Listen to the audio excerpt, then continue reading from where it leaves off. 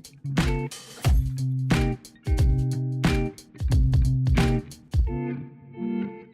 there, welcome to Bible Stats Chat. How are you guys? How are you, John? I'm doing great. I'm getting ready for Christmas, actually. Yes, Merry Christmas. Good to see you. Good to see you too. Yeah. What do you guys have planned for Christmas? A lot of stuff. Family time. Family time. Yeah, you're gonna have people over? Yes. Okay, good. Maybe you're coming over? I don't know. It depends.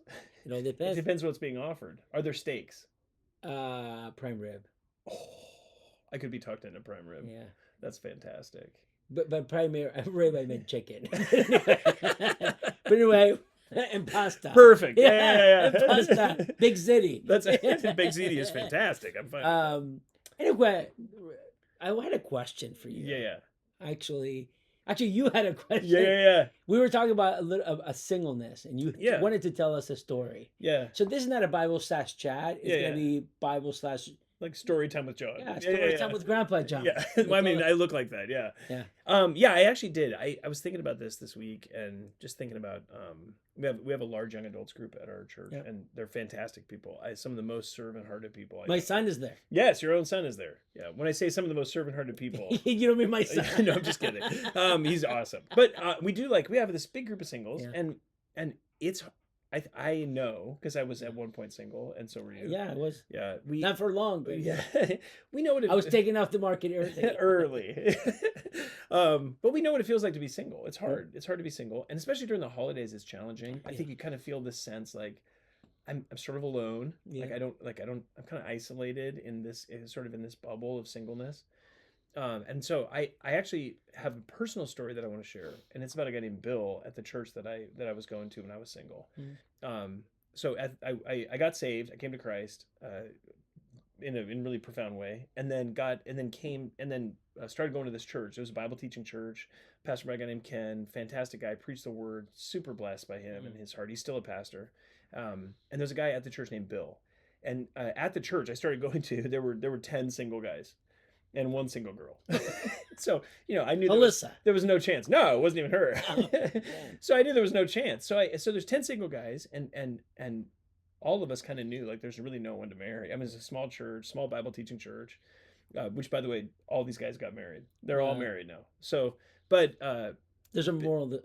it's coming, Yeah. but that's not the issue. So all these guys, single guys, and we were all in our early 20s. All of us were. 9 of us were. Bill at the time was 41, single, and Bill was like one of the most godly people I've ever known. And the reason why he was so godly is because he didn't allow self-pity to take control of him. He was single and he wanted to get married. Like his heart was to get married. And he was like, you know what? I'm not married right now. So what would it be that God would have for me? I want to get married. Like I'm not saying I don't want to get married. I'm not like self-pitying, but you know what I'm going to do? I'm going to love and serve the body. And so he took us 9 other single guys who were all in our 20s, and he was like, look guys, we're going to serve this church. And it was amazing. I remember him sitting me down. He was like, you need to understand the church, John. You don't understand the church. This is your family. You're single right now. You can work. You're a guy. You're going to come with me and we're going to work together. And so we came to church early. We would get to church early. We set up everything. Wow. He was like, and at the time we were meeting in a school. So we had to like unload all these chairs off a truck, put them all in the thing, do all this stuff. It was just like a huge undertaking to get the church set up. And Bill was there. Like he was the first guy there. He just served like crazy, and he was just joyful. He was at everything. He showed up to all these events. He was single, so he felt awkward at times, and he was still like, hey, I'm going to be here, Yeah. And then when I got engaged to Alyssa, he was at my engagement, my bachelor party, and he was like, hey, I'm just super thankful for you. He wasn't bitter, he was rejoicing with those who rejoice.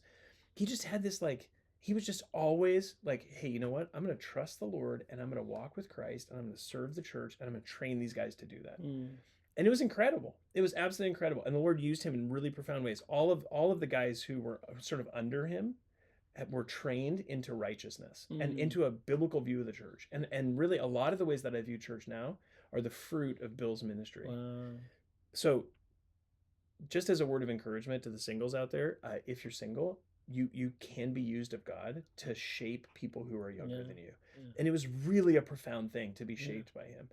And had he not had that view, I would never have really understood like what my role was in the church. And And I praise God that as an older man, he was teaching me those Yeah. things. Yeah.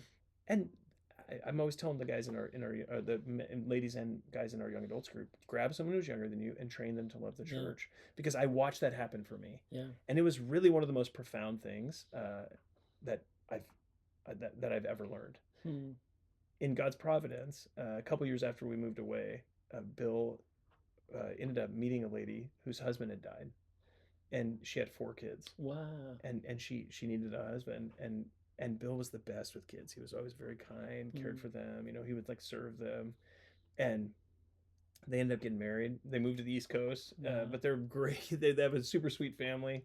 I haven't talked to him in many, many, many years, but I always think back to that. Yeah. Like, here's a guy who could have despaired, Yeah. but God was actually saving him to care for Yeah. this woman who needed care. Yeah. And instead of despairing, he said, you know what? I'm not going to despair. I'm going to trust Yeah. the Lord. I'm going to serve the church. Yeah. And God used him in such profound ways, not only for the church and not only for us, but then for the woman who God ultimately Yeah. had for him. Yeah. So, just like story time with Grandpa John, like look back, I can look back and say, that guy shaped my life. Yeah. And I would just appeal to all the singles out there, regardless of the situation that you find yourself in, rather than despairing or thinking, oh, I'm just alone or whatever this holiday season, realize just how profound your ministry can be. Oh, yeah. And just how important it is that you can be used of God to train younger people Yeah. who need help to understand what the church looks like. I really, when you were talking, I was thinking about like not wasting your singleness. Yeah, right? Like totally. using that to the glory of God. I had this summer opportunity to talk to a couple of college students when Yeah. I was in my missions trip in Spain, and Yeah. there's about 4 or 5 of them, and kind of grabbed them. I'd known them for a long time, and all of them were in their first, second year of college, and I called them to enjoy this time. Yeah. This is the time where you're gonna have the most time ever. You Totally. don't think you will, but Yeah. you are. You're gonna have. You're freer than ever with finances. Totally. You just to use this time for the glory of God and serve the church and serve with reckless abandonment. 'Cause Yeah. there's gonna be a time where you have other priorities, Yeah. right? If you Totally. are a lady, you're gonna have kids. You're gonna be a mom. Your Yeah. priority is gonna be raising those kids. If you're a husband, you're gonna be working. Yep. And raising kids. So now there's more. Your time is more divided than ever. But during that time when you're single, you can, and even think about right now, some of the older people at the young adults group, Yeah. they need to be mentoring the younger Totally. Totally. men and women to become those men and Yeah. women and future elders and leaders of the church. Totally. Yeah. And that's right. That's just always my encouragement to them. Like, Yeah. realize just how important you are to the church. Yeah. Sometimes it feels that you're not. Yeah. But man, there's such an important ministry that has Yeah. to happen there. Yeah. You're training the younger generation that's coming up behind you, what it means to love the church, what it means to serve the church, what it means to really walk with Christ in a season that may not be ideal for you. Yeah. So, yeah. Thanks for the story. I actually liked it. We're sitting around the fire. Yeah. Anyway, I hope that's helpful for you. If you have questions on that or obviously any other topic, we'd love to talk about it. So email us at info@faithbibleoc.org. Thanks so much.